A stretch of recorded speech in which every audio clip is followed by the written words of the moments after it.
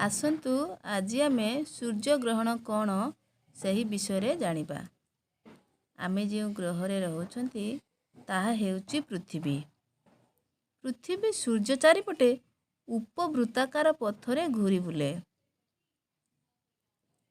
पृथ्वीर एकमात्र प्राकृतिक उपग्रह हेउची चंद्र।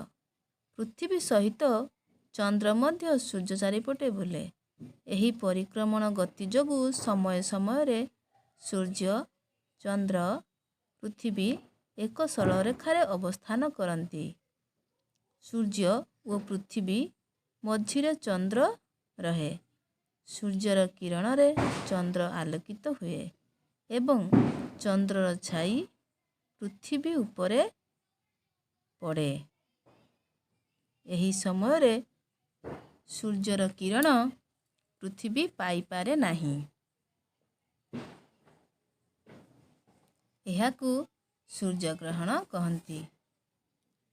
एही समय रे आमे सूर्य को खाली आखिरे देखिबा उचित नुहे।